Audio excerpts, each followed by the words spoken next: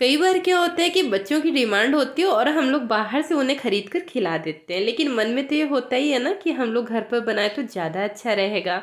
तो आज मैंने सोचा था कि बच्चों को ना सरप्राइज़ देंगे बर्गर बनाकर। तो मैंने देखिए बर्गर वाले जो बन हैं वो ले लिए हैं और यहाँ पर आलू उबलने के लिए रख दिया था, तो आलू को छील कर फटाफट से रख लेते हैं। वैसे तो फ्रेंड्स बाहर का जो बर्गर होता है ना उसमें स्पाइसेस ज़्यादा होते हैं, लेकिन घर पर हम लोग ना बहुत आराम से इन्हें 10 से 15 मिनट में बनाकर रेडी कर लेंगे। तो आलू जैसे ही बॉईल हो जाते हैं ना, आप इनको छील कर रख लीजिएगा। इनसे हम लोग टिक्की बनाएंगे। और तो और आप बिना टिक्की के भी बना सकते हैं, लेकिन हाँ अगर मार्केट वाला फ्लेवर चाहिए ना तो आप टिक्की ज़रूर डालिएगा। तो यहाँ पर अपनी आवश्यकता अनुसार आप आलू ले लीजिएगा, इनको मैश कर लीजिएगा। अब यहाँ पर देखिए एक मिक्सी का जार लिया है, 2 बड़ी साइज़ की वाइट वाली ब्रेड ले ली है, इसको तोड़कर हमें बिल्कुल से पीस लेना है। तो इसका हमारा ब्रेड क्रम्स बन करके रेडी हो जाएगा। तो मैंने यहाँ पर बड़ी वाली ब्रेड लिया है, इसलिए 2 ली हैं। आपके पास छोटी है ना तो आप 4 लीजिएगा। और इसका हम लोग फटाफट से ब्रेड क्रम्स बना लेते हैं। और इसका जो ब्रेड क्रम्स है ना, आधा हम लोग अलग प्लेट में निकाल लेते हैं और जो आधा है ना वो हमें आलू के साथ में ही मिक्स कर देना है। अब मैंने एक खलबट्टा लिया है, इसमें 1 चम्मच के लगभग साबुत जो धनिया होता है ना वो डाला है। और आधी चम्मच के लगभग सौंफ, 1 चम्मच जीरा डालकर इसको दरदरा सा कूट लीजिएगा। तो इसका ना फ्लेवर बहुत अच्छा आता है टिक्कियों में। तो हल्का सा दरदरा कूट करके इन्हीं आलू में हमें मिक्स कर देना है। और इसी के साथ ही इसमें डाल देंगे 1 चम्मच के लगभग धनिया पाउडर और 1 चम्मच के लगभग चिली फ्लेक्स डाल देंगे। अगर आपके बच्चों को थोड़ा सा चटपटा पसंद है तो ज़रूर डालिएगा। नमक अपने टेस्ट के अनुसार डाल दीजिएगा। और इसी के साथ ही 1/4 स्पून काली मिर्च का पाउडर डाल दिया है। थोड़ा सा यहाँ पर देखिए फ्रोज़न मटर है, तो अगर मटर आपके पास है तो आप डाल देंगे, इसका भी बहुत अच्छा फ्लेवर आता है और देखने में ये टिक्कियाँ ना बिल्कुल मार्केट जैसी बनकर रेडी होंगी। अब इन सभी चीज़ों को अच्छे से हमें मिक्स कर लेना है, तो अपने हाथों को धुलिएगा। और मुझे तो भाई हाथ से ही मिक्स करना पसंद है, क्योंकि मैं तो हूँ बिल्कुल देसी। तो इस तरीके से देखिए इनको अगर हम लोग अच्छे से मिक्स करेंगे ना तो बाइंडिंग का हम लोगों को पता चल जाता है और जो कंसिस्टेंसी है उसका भी पता चल जाएगा। तो अगर कभी कभी क्या होता है आलू गीली हो जाती है, तो अगर आपकी आलू गीली हो रही है ना तो आप यहाँ पर कॉर्नफ्लावर जो होता है ना, कॉर्न स्टार्च 2 चम्मच के लगभग आप वो भी डाल सकते हैं। तो उससे क्या होगा कि इसकी थिकनेस बिल्कुल बराबर हो जाती है। अब देखिए हाथों को अच्छे से साफ़ कर लीजिएगा और इन्हें टिक्कियों का शेप दे दीजिएगा। तो हाथों में अगर चिपक रहा हो तो हल्का सा ग्रीस कर लीजिएगा।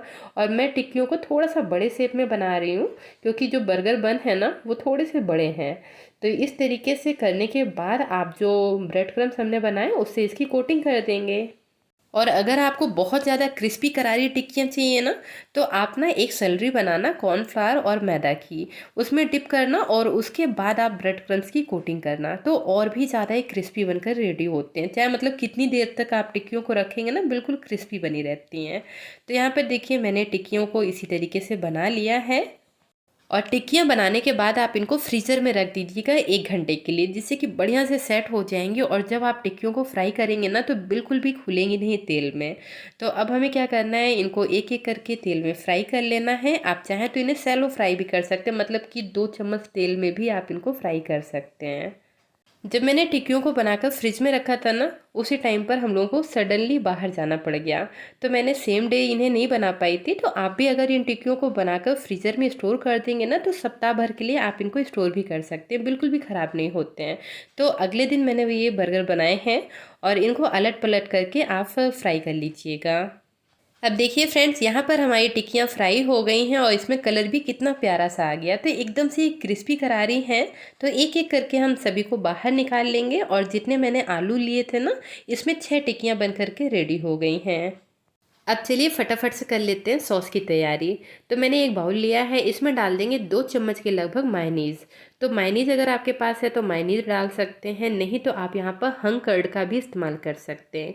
इसी के साथ ही मैंने ये टोमेटो सॉस डाला है, जो थोड़ा सा स्पाइसी आता है ना, बस वही वाला डाला है। तो इससे क्या होगा कि इसमें जो टेस्ट है ना बहुत बढ़िया सा बढ़कर आता है। लेकिन अगर आपके बच्चे तीखा नहीं खाते तो आप सिंपल टोमेटो सॉस डालिएगा, जो कि टेस्ट में थोड़ा सा मीठा होता है। अब यहाँ पर देखिए बर्गर बन ले लिया है और इसे हमें कट कर लेना है। वैसे तो सच बताऊँ ना फ्रेंड्स, बर्गर बनाना बहुत आसान होता है। अगर आपने टिक्कियाँ बना ली ना तो फटाफट से बन जाते हैं।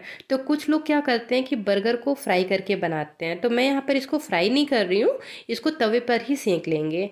तो यहाँ पर देखिए जो 3 टिक्कियाँ बची थी ना, मैंने उसको डाल दिया है फ्राई होने के लिए। और इधर देखिए एक मैंने तवा रखा है, इसके ऊपर हल्का सा बटर लगाकर इसे दोनों तरफ से सेंक लेंगे।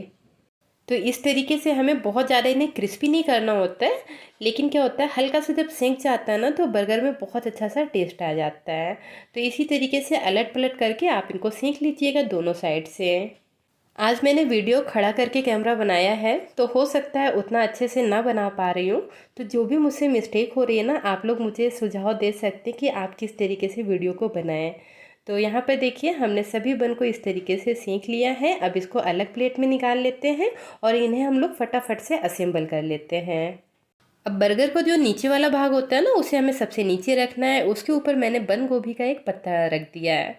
तो यहाँ पर कोशिश करिएगा जो पत्ते सॉफ्ट होते हैं बस वही रखिएगा। इसके ऊपर से हम लोग सॉस लगा देंगे, जो कि हमने मायनीज़ का और टमाटो सॉस का बनाया था ना, वो लगा दिया है। फिर टिक्की लगा देंगे, फिर प्याज की स्लाइस लगाएंगे, खीरे की, टमाटर की, जो भी आपको पसंद है ना उस हिसाब से आप अपने बर्गर को असेंबल कर सकते हैं। क्योंकि घर पर बना रहे हैं ना, ये हम लोग के हाथ में होता है कि आप कैसा फ्लेवर देना चाहते हैं। एक मैंने पनीर का स्लाइस लगा दिया, ऊपर से थोड़ा सा नमक डाल दिया था जिससे कि पनीर फीका न लगे। और एक चीज़ स्लाइस लगा दिया है और उसके ऊपर से फिर से हमने वही सॉस लगाया है। और बर्गर का जो दूसरा वाला भाग था ना, ऊपर से इस तरीके से रख देंगे। तो ये देखिए फ्रेंड, बिल्कुल देसी तरीके से हमने घर पर बर्गर बना करके रेडी कर लिया है। तो मेरे यहाँ तो जब भी बच्चों का कुछ डिमांड होता है ना, कुछ मतलब फ़ास्ट फूड खाने का, तो मैं कोशिश करती हूँ घर पर अपने तरीके से उन्हें बनाकर खिलाऊँ। बाहर का तो मैं बहुत कम ही उन्हें खिलाती हूँ। और बर्गर जैसे ही बनकर कंप्लीट हुआ ना, सिवाय की एंट्री तुरंत हो गई किचन में और बोला इतना बड़ा बर्गर। तो मैंने कहा हाँ ये तो बहुत बड़ा है। तो बस उसका मन किया कि तुरंत इसको खा लें। उम्मीद करती हूँ आज की ये रेसिपी आप सभी को पसंद ज़रूर आई होगी। पसंद आई है तो लाइक शेयर करना बिल्कुल ना भूलें। और आप भी अपने बच्चों को इस तरीके से बनाकर खिला सकते हैं। मैं आपसे मिलती हूँ एक नई रेसिपी के साथ, तब तक अपना ध्यान रखिए। Bye bye, take care.